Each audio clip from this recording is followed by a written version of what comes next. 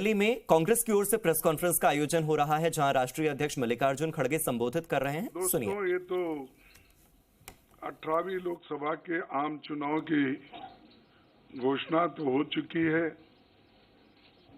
देश का हर एक नागरिक इसमें भाग लेने के लिए उत्सुक है। भारत पूरी दुनिया में अपने लोकतंत्र मूल्यों और आदर्शों के लिए जाना जाता है। किसी भी लोकतंत्र के लिए निष्पक्ष चुनाव अनिवार्य होता है, एसेंशियल होता है। साथ ही ये भी अवश्य होता है कि सभी राजनीतिक दल के लिए लेवल प्लेइंग ग्राउंड यानी समान लेवल प्लेइंग फील्ड हो, सभी के पास समान रूप से संसाधन हो।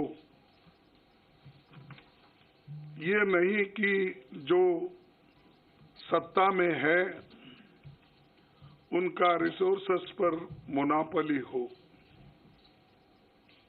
ये नहीं कि उनका मीडिया पर एक अधिकार हो। ये नहीं कि सत्ताधारी दल का संवैधानिक तथा न्यायिक संस्था जैसे आईटी, ईडी, इलेक्शन कमीशन, इन अपने दूसरे ऑटोनमस बॉडीज पर प्रत्यक्ष अथवा परोक्ष नियंत्रण हो।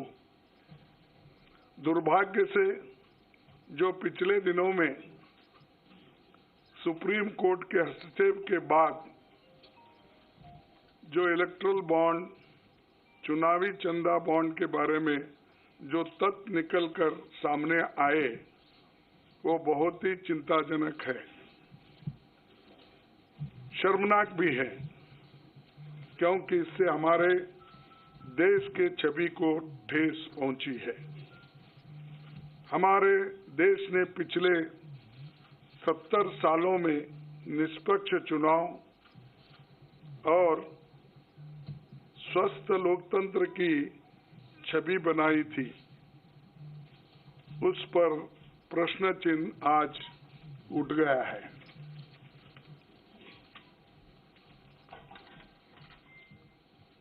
सुप्रीम कोर्ट ने जिस चुनावी चंदा बॉन्ड को इलीगल और अनकॉन्स्टिट्यूशनल कहा, उस स्कीम के तहत मौजूदा सत्ताधारी दल ने हजारों करोड़ रुपए से ज्यादा अपने अकाउंट में भर लिया है और दूसरी तरफ साजिशन मुख्य विपक्षी दल का बैंक अकाउंट फ्रीज कर दिया गया है, ताकि हम पैसों के अभाव में बराबरी से चुनाव ना लड़े और ना लड़ पाए। ये सत्ताधारी दल द्वारा एक खतरनाक खेल है। इसके दूरगामी प्रभाव होंगे, क्योंकि अगर डेमोक्रेसी को इस देश में बचाना है तो लेवल प्लेइंग ग्राउंड होना चाहिए। ऐसा भी नहीं होना चंद देशों में चुनाव हो रहे हैं, 99% वोट एक ही आदमी ले रहा है।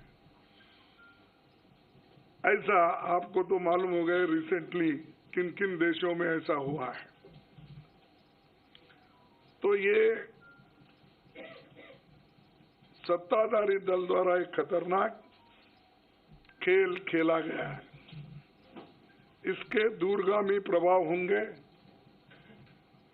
पर यह स्पष्ट है कि इस तरीके से किसी राजनीतिक दल को असहाय बनाकर चुनाव लड़ने में बाधा उत्पन्न कर और फ्री एंड फेयर इलेक्शन कभी नहीं कहा जा सकता। देश की जनता, एक आम नागरिक देख सकता है कि बीजेपी ने चुनावी चंदा बॉन्ड से 56% पैसे हासिल किए हैं, वहीं कांग्रेस को 11% ही मिले हैं। और ये वो पैसे